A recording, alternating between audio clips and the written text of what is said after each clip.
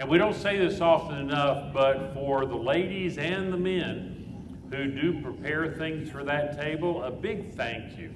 Because it is so good to be able to come in here every week and enjoy just a good snack, but the fellowship that we share in together.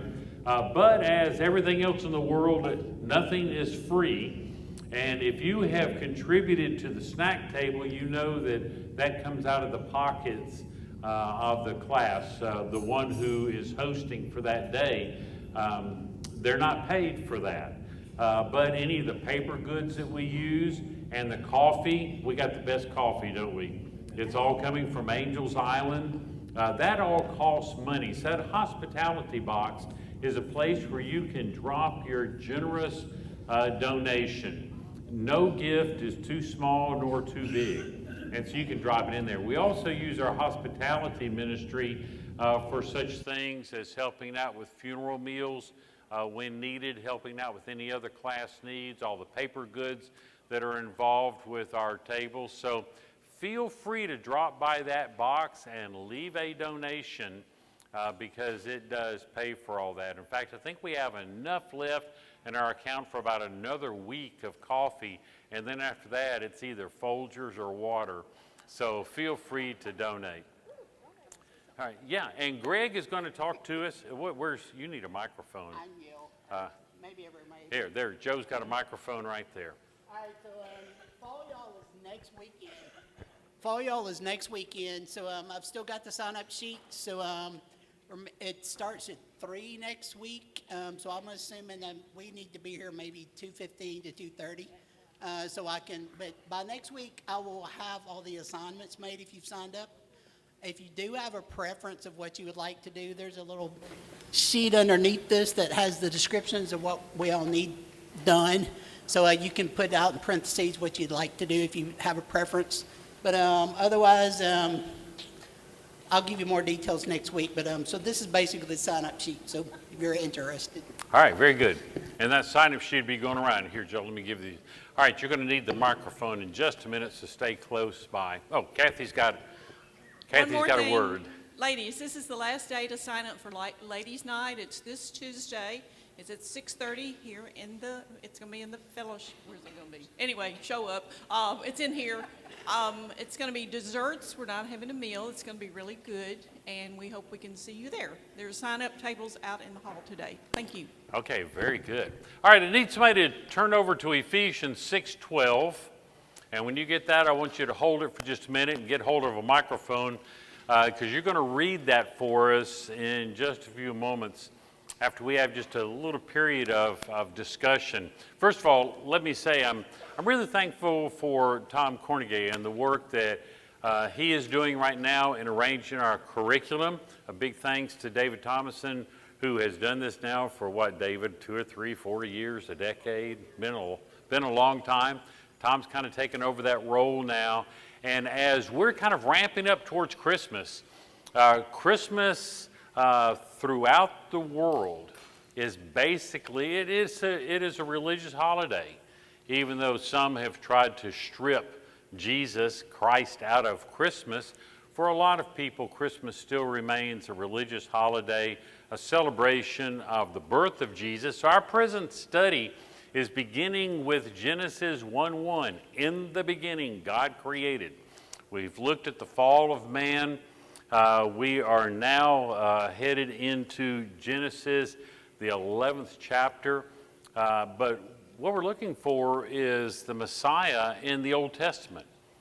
We normally talk about, well, you know, the Old Testament, it's about the patriarchs and it's about the prophets, and then we get in the New Testament and it's more about Jesus. Listen, the whole thing's about Jesus. From the very beginning, the whole Bible is about Jesus. But when we study Old Testament, we get involved in these stories. We get involved in the prophets and the Proverbs, and we forget that it's really about Jesus, and he's all through there. So what we've done is we've begun to study the Old Testament with the Messiah in mind. And all of this is ramping up towards Christmas time for us, because by the time we get through Christmas, we're not going to be in Genesis anymore. even though we could be. We're not going to be in Genesis anymore.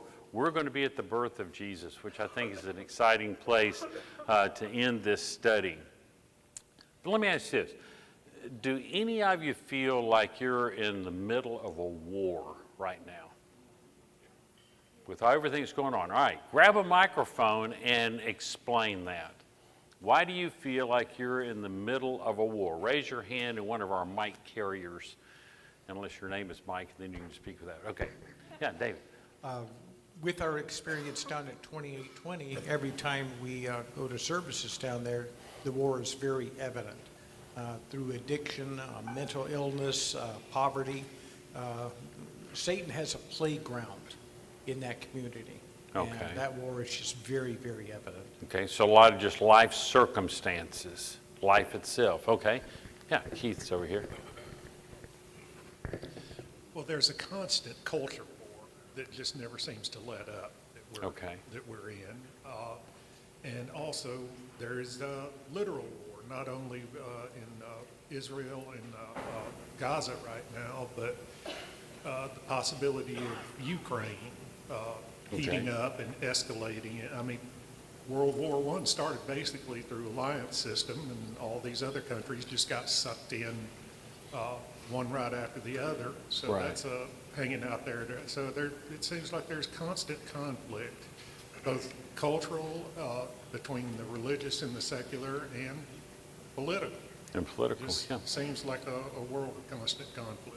It's not a time of peace, is it? In fact, I saw something just recently where, I forget the percentage, but it's well over half the people in the United States believe that we're headed towards World War III. All right, who else? Oh, Mike's got the mic. Whoop. Whoop. DOA. There you go, yeah. But another war is something I think of. It seems like every time I'm at the hospital is just the disease and suffering. It's incredibly worse than what I had seen over the years. Post-COVID, there are just so many rampant cancers and blood clots, and I just see so many people in the ICUs, and it's just a constant war of disease.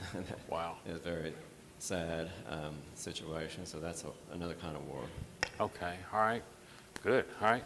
Let's see, come up front here.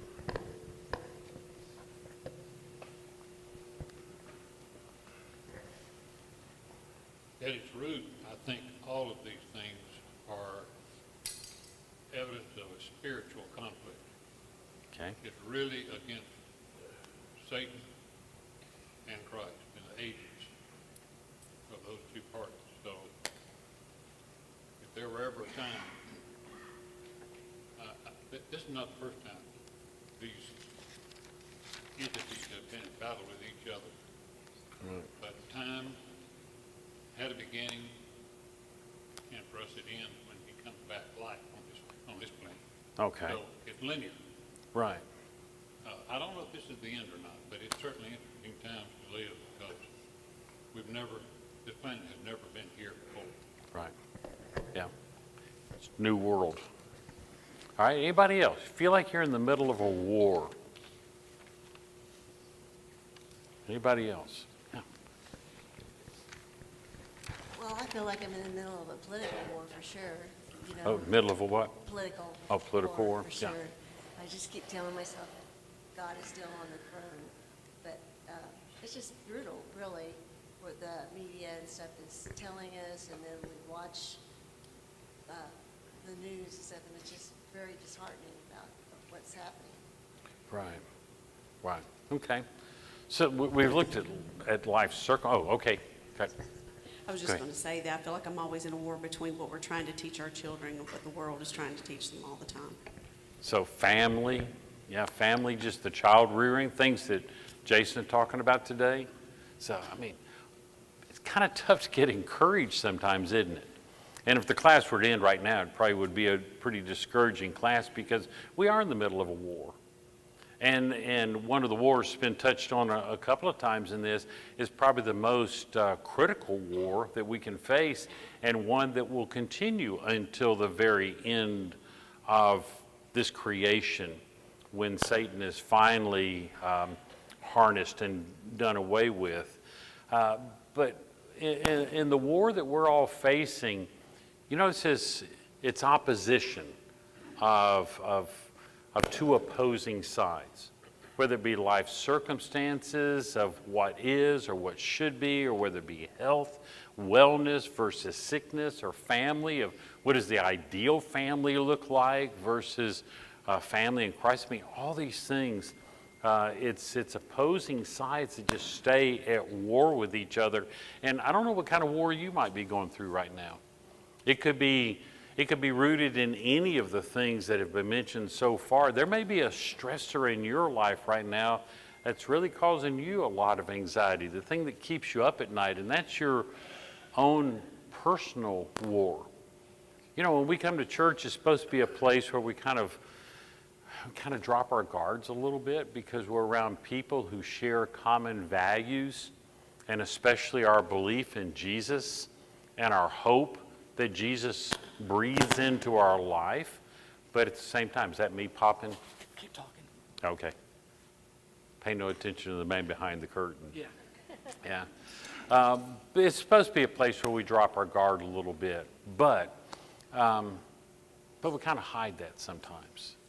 We come to church, everything's good. We put on our good clothes and our makeup and comb our hair, shave our beards, whatever we need to do to make things look good. We try to smile with each other, and it should be that way, where we encourage each other a lot.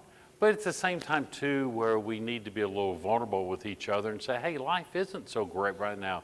This war is kind of collapsing in around me, and I need help and I need support. But there is a war going on for your soul, okay? And it is a very active, it's a strategic war, it's a very dangerous war, and a very powerful war, because it's being fueled by Satan himself. And so our study, as we've begun with Genesis 1, and as we're headed towards the birth of Jesus, all these stories of the Old Testament, we sometimes say that the Old Testament or the Bible is a collection of stories about how God has interacted with his creation. I don't believe that's true. I think the Bible is a collection of stories of the battle between good and evil, between God and Satan. And it shows us how God has been so victorious to work out his purpose for mankind, but also make us very aware of Satan's role. That it's not just that there were a lot of bad circumstances and God saw them through those circumstances. Satan has actively tried to defeat God so many times. And that war continues. And the war is just as alive today as it was in the stories that we're going to look at today. But from the very fall of Satan himself, it has been Satan's goal to defeat God. Now, let's not be so egotistical as to think that Satan is really, it's all about us and Satan's after us. Satan is after God. And as God's image bearers, you're kind of in the middle of all this. You know, if you want to hurt me, you can shoot me, you can stab me, you can insult me.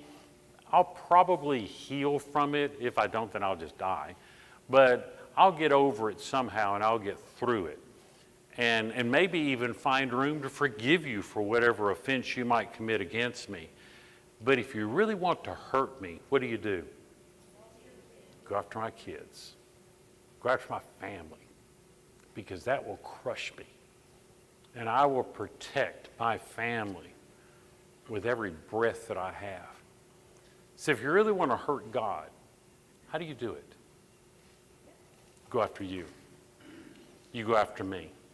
You destroy his plan for redemption. That's what he's done from even the stories of the gospel. All right, who has Ephesians 6:12? Who has Ephesians 6:12? Somebody looked it up. I've got it here, but y'all read it. Okay, David's got it over here. Ephesians chapter 6, verse 12. Right. For we are not struggling against human beings, but against the rulers, authorities, and cosmic powers governing this darkness, against the spiritual forces of evil in the heavenly realm. Does that scare anybody? Because really fighting against if it was all against just flesh and blood, those types of wars, which are a lot of the things when I asked before, if you feel like you're in the middle of a war, most of these things are things that we've learned to cope with or deal with. But when we're talking about the war, that to get your soul, this is against powers beyond our ability to control. It's against an enemy that is so powerful that we can't control it. In fact, Ephesians starts out this way. When Paul begins this letter, and incidentally, the verse that David just read comes from the part that we're really familiar with about the whole armor of God and putting on the whole armor of God. And the reason we do it is because of the powers that we're fighting. But as Paul begins this letter, he said, "Praise be to the God and Father of our Lord Jesus Christ, who has blessed us in," does anybody know what the next words are? Blessed us where? Heavenly realms. In the heavenly realms. Let's not read over that too fast. In the heavenly realms. So he says, who has blessed us in the heavenly realms with every spiritual blessing in Christ. There's this realm out there. If you're familiar with screw tape letters, this is where a lot of it is taken from, is that there's this realm that we know, but there's also this heavenly realm. And it's where the blessings of God are. And it's where the real spiritual battles take place. It's where the battles that are later referenced in chapter 6 come from. But the entire story of the Bible is about the war that takes place in these heavenly realms for people. So this study that we are engaged in right now is going to take us on a journey through the Old Testament to Jesus. Last week, we know that Satan launched a battle against God, another battle. His plan was if he could combine all of the nations of the then known world, if he could combine them together into one group and have them worship one person, otherwise a global government. And now we're not going to get into all the details of this, but evidences are, if you read back at the creation story, that at this time the world consisted of water and a continent. And the divisions of the continents had not taken place yet. And so the idea that Satan had was, let's just pull all these people together. And we find Nimrod as a major character later on in all this. But his plan, if we can organize all of these, and if we could somehow rule the entire world into this idolatry that would then be created by Satan. And this is where the Tower of Babel comes. The Tower of Babel is going to be built as this great tower that would take them into the God realm. And God saw what was happening, and Satan was winning this battle. And so God destroyed not just the tower to be destroyed, but he confused the languages, and then it is said that the great earthquake caused the rumbling of the world. And that's probably where the continents came from. But Babel, do I need to move this? But God confused the languages, and by confusing the languages and separating the continents, Satan lost because they could no longer communicate with each other. So we find the stories as we go through the Bible of Satan just losing one battle after another. Anyway, Satan continues his assault on God through Nimrod and his wife.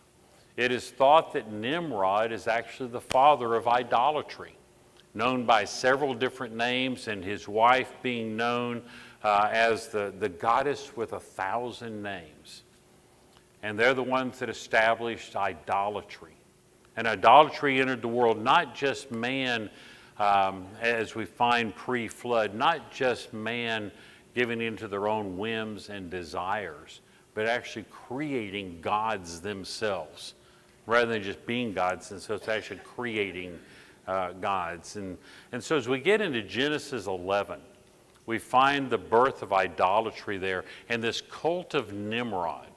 It gets some really cool stories, and I encourage you to go back. Begin with Genesis 11, and if you're going to follow the entire text that was assigned for this morning that we're not going to be able to cover, sorry, Tom, but it'll take you all the way through Genesis 35, so that's a long read, but there's a lot of great stories in there. And if you have eyes, knowing that Jesus is coming, if you have eyes for Jesus through that, you're going to see the battle between Satan and God's redemptive plan through the whole thing. And you're going to find over and over and over again that all Satan tries to do is defeat God, try to lead people away from God.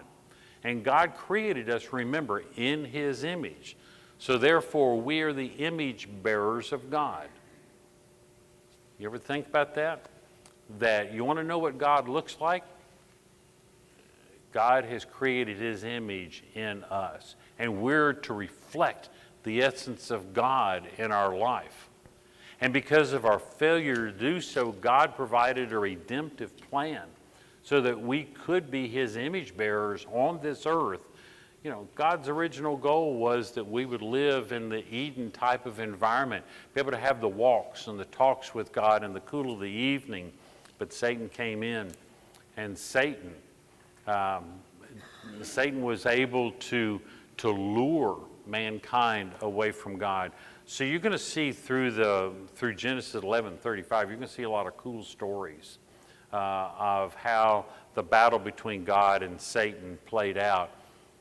But so many times we find that the mass of the people followed Satan.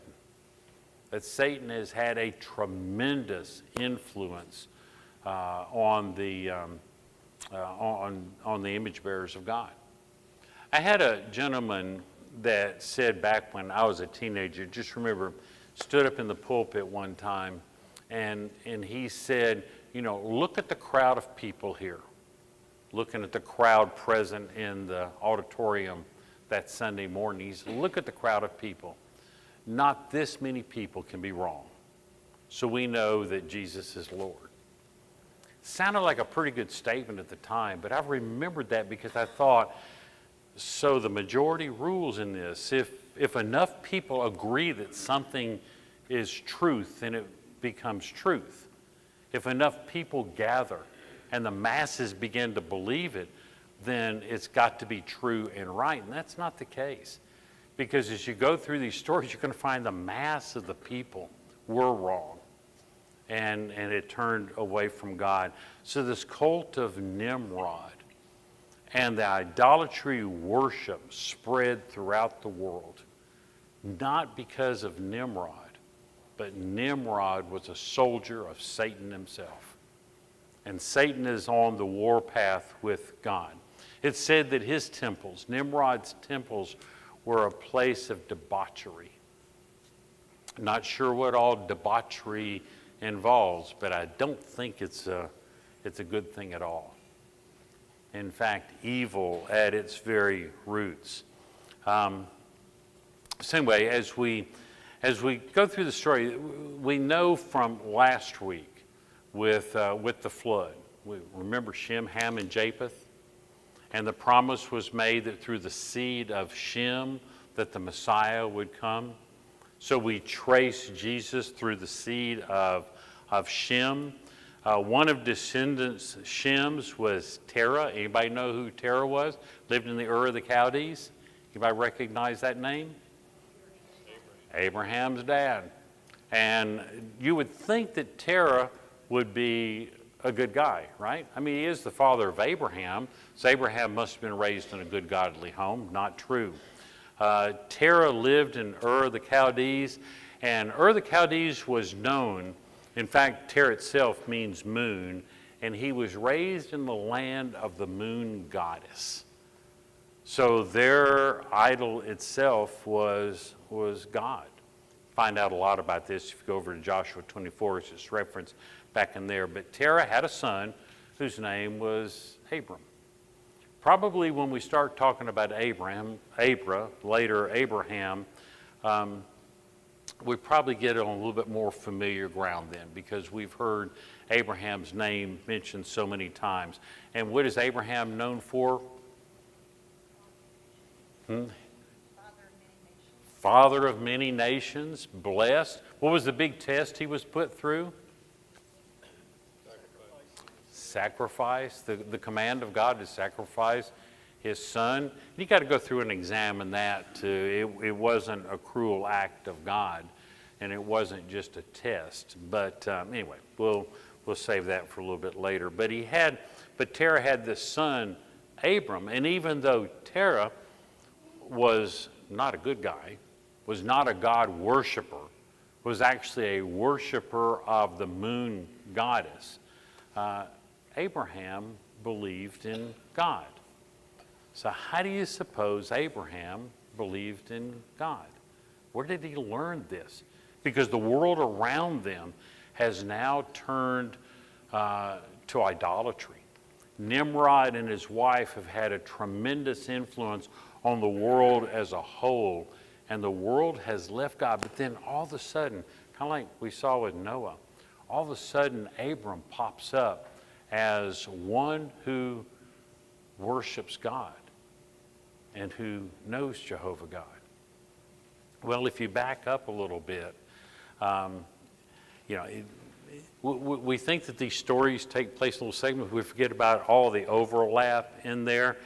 But Abram probably knew Shem, who he's coming out of Shem's line. He would have been a descendant of Shem, but they lived long enough, he probably would have known Shem. What is Shem's big experience that he would talk about while sitting around at night? If you ran into him, what's the big event he's going to talk about? The flood, because that was something to live through. And even though Shem may have left the graces of God, he still had this story back there. But see, Shem would have known Methuselah. Methuselah, we know him because he lived so long, probably died in the flood. But Shem would have had a relationship with Methuselah. Methuselah would have known Adam. And what's going to be Adam's big story he's going to tell? And then one day I was there, and I was all by myself, and all these animals came past, and I was supposed to pick one of them to live with, and none of them suited me, so I don't know, I went to sleep, and a woman appeared. I mean, he had a great story to tell. Methuselah would have heard Adam tell that story. Wouldn't that be cool? Methuselah would have passed this along to Shem. Now Shem adds to this his story about the flood. Okay? And now we find Shem's descendant, Terah. Abraham would have known Shem. So Abram hears these stories about creation. Here's the story about the great flood. He hears the story about the fall of mankind. He hears the story about the Tower of Babel. He hears the story about Nimrod and his wife and their rise to power. He would have heard the story, the testimony of God. So if you ever wonder if one person can make a big difference, out of all of this idolatry and wickedness rises Abraham. And through him, many nations are blessed. One faithful person can make a huge difference. We've already seen that with Noah, didn't we? Now we see it again with Abram. So if you ever wonder, do you really matter? Can you really make a difference in the neighborhood that you live in? Can you really make a difference in the place where you work? You see, Satan created idolatry, but he could not stop God in his plan to save mankind. And Satan can't stop God's plan to save mankind today either. You get over into Genesis 12, and we find that to separate Abram from the idolatry that's going on, then God enters into a covenant with Abraham. There's three parts to this covenant. One is, this is all Genesis 12. The covenant is, number one, it's a personal covenant. Is what God tells Abram, because of your belief in me, then I'm going to bless you personally. That's a pretty cool blessing, isn't it? And that's normally where our prayers stop. God bless me. Help me. You know, God, I've got this to go through. Bless me. And we look for the blessings of God. We even offer this as people in pain. May God bless you. Got a song about it. Lord bless you and keep you. We normally end there, but God's covenant with Abram is greater than just a personal covenant. Don't stop praying for God to bless you. Do not stop for a personal blessing. But we need to expand it a little bit. And we need to pray. In fact, if you go through and look at the prayers, especially Paul's prayers in the New Testament, and even the prayers of Jesus, the model prayer, thy kingdom come, thy will be done, most of the prayers always include an expansion of the kingdom clause. We don't pray that a lot. That God, expand your borders in Huntsville. God, use me to expand your borders. God, use me to influence my neighborhood. I think we need to think bigger than God just blessing me, because Abraham's blessing threefold. One was personal. Second was national. What God told Abram is, I will make you a great nation. Not just blessing you, but it's going to create a nation. And then God offers him an international blessing too. I will bless all the earth through your seed, is what God says. All right, so you're Abram. You believe in God. You've heard the stories, and then he comes to you. God comes to you, and he says, okay, I'm going to bless you. I'm going to bless you nationally. I'm going to bless you internationally. Does that not put a weight on you at that point? It's kind of like going to all the world, right? Teach, baptize, teach them to observe all things. It's kind of like the commission that we have today. And I think that with the same awe that Abram embraced the blessing that God gave him, I think we should feel that same awe. Okay, we're about to the end of this. Let me jump over here to the end really quick. Abram he continues to worship God. He continues to live out this blessing. You go through a lot of different covenants here. Sarah, in fact, I'll say this because I talked to Dick today, and he said, be sure I'll leave them in Egypt. So, because he's going to pick up next week and take them through Egypt. But as we find Sarah, okay, Sarah and Abraham, as God leads them on the journey out of the Ur of Chaldees, they pass through Egypt, and it's there that we talk about Abraham's lie about Sarah.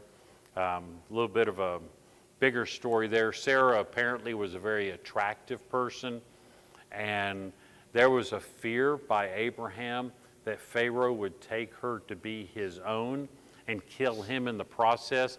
But yet the seed, the blessing that God gave to Abraham was that through the seed that he would have with Sarah, that there would be a child born, and through that child would come eventually the Messiah. The point to all this, and there's a lot of other stories by the time you get into Genesis 35 of how they end up in slavery in Egypt. But bottom line is Satan fought hard to win. Satan fought hard to somehow destroy this covenant between Abraham and God. But Satan couldn't do it because God is always victorious. The lesson here is God's will is always going to be done either with our help or in spite of us. God's will is always done. So we got to remember the song that we sing, "Oh, Victory in Jesus," it is such a true song. There is always victory in Jesus. So if you feel like you're in the middle of a battle right now, whether it be anything from the politics going on to life circumstances, to health, to family situations, financial situations, whatever you're going through right now, if you feel like you're in the middle of a battle, just remember there is this huge spiritual battle, but God is always in control, and God always brings victory. Fear Satan and his attacks, but trust God, because God is bigger than the storm. All right, Granville and Karen.